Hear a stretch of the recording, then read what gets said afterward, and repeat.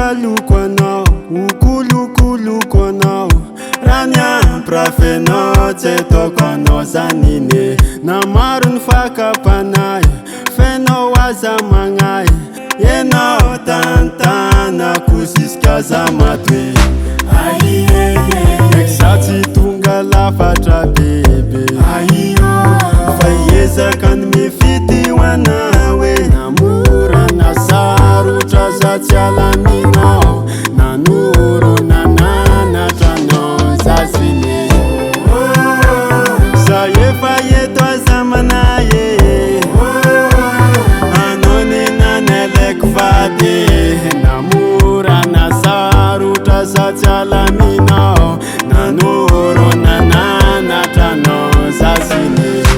Oye, oye, anao ny anjarako. Oye, oye, ampelatanako. Oye, oye, anao tantanako. Anao tseraiko. Nyantsiko dory, on bebe mitony mitony mitony. Anao melody, mandrotsindrotsy mampisy moraly elaelany. Otojonao za tamin'ny farany. Anao kitana, manasa valalako anao. Za tsy tonga lafatra bebe. Fa ezaka ny mifity ho anawe. Namora na sarotra za tsy alaminao. Nanoro nananatra anao za zine. Za efa eto aza manayo.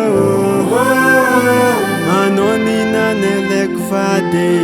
Namora na sarotra za tsy alaminao. Nanoro nananatra anao za zine.